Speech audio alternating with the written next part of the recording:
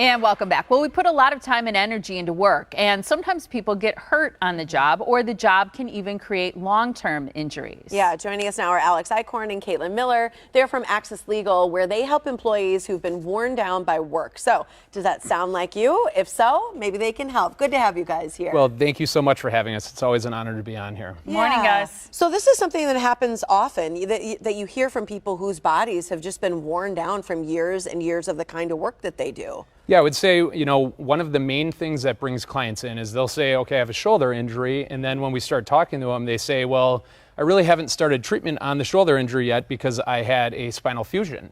And when we ask them, well, a spinal fusion's a big surgery, what kind of work were you doing? And it's invariably, I've been a nurse in a psychiatric ward for many years, or I've been a construction worker for the last decade.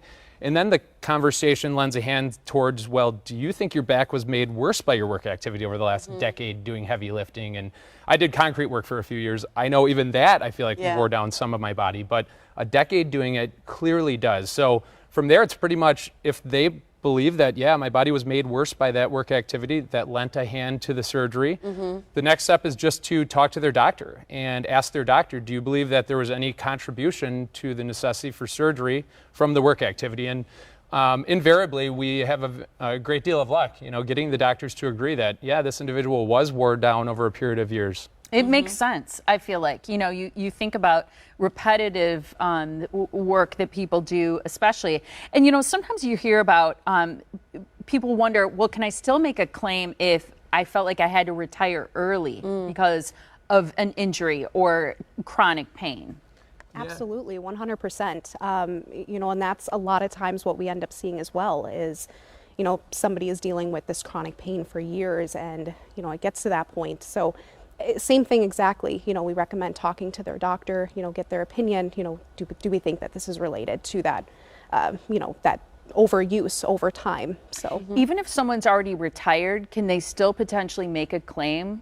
Absolutely. Yeah, it does make it a little bit more complicated. What you have to demonstrate is that they had an inclination to retire due to the work injury. Got it. So say they're having a back fusion and they retire because the restrictions say no more construction work. And then retroactively, we're able to say, yes, this is clearly related to their work activity. Now we have related, can't work due to the restrictions, which are related, and was forced to either retire or retire early because of that. And that can absolutely make a compensable claim. And that happens frequently. I just represented an individual that had worked for We Energies for about 30 years, retired, and then he had to have a hip replacement, a knee replacement, and a spinal fusion. And in talking to him, it came out what he was doing was crawling through drain pipes, and he was lifting very heavy materials for over 35 years. And his doctor said, yeah, absolutely. It's the analogy we use is like the drop of rain on a rock. Over like 1 day, no divot, 2 days, no divot, a year, slight divot, 10 years, there's a big divot there. And that's really the analogy that's representative of these occupational injury or wore down by work campaign.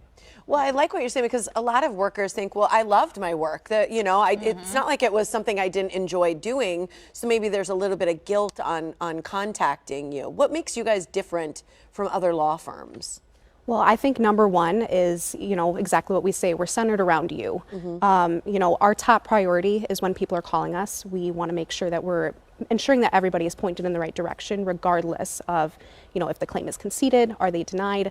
And, if they are denied or if something is going haywire, we want to make sure that we're getting everybody the right information, getting that claim filed, making sure that they're talking to their doctor about the right things. And you're probably the first touch point a lot of times for people when they call the office. One of them, sure, yeah. For sure. Do you have any stories of success where there's been an outcome that you're particularly proud of? Yeah, so one that comes to mind is we have had 3 of the largest work comp settlements in the state of Wisconsin. We were able to recover over $5 million for 300 workers. Wow. So a large settlement. But on a representative of the Worn Down by Work campaign, we represented a brewery worker recently that, again, over years and years of having to wear heavy shoes, steel toe boots, and a lot of heavy lifting activity, he ended up having a knee replacement and a back fusion. And from that, when we first talked to him, he was forced to retire early. He was the primary breadwinner of his family. You can imagine I had taken that call. And it was a difficult situation for the family and for himself, and we were able to provide options, and ultimately those options led to a trial before a judge that led to a favorable decision that the client was recently paid out on a substantial sum of money. Wow. That's nice. Yeah, it's good to hear. How do people know if they need an attorney or they can just sort of do some of this on their own? What's the difference? Well, there are a ton of cases where you end up not needing an attorney, but we certainly always recommend, give us a call first. We always want to make sure that everyone is getting all of the correct information. Because obviously a lot of people, when you get injured at work, this is their first time getting injured at work. They have no idea what they're doing. And, so definitely give us a call, and we'll help you out.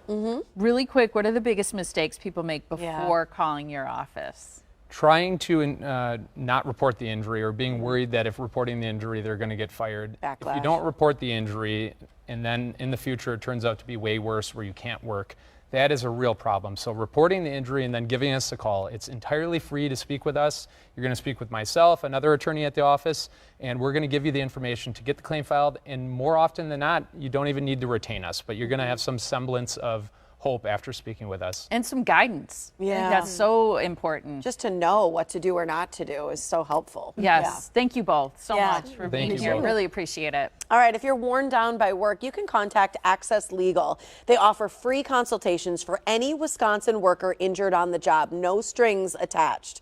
You can call them. It's 414-414-4814, or you can visit theaccesslegal.com for more information online.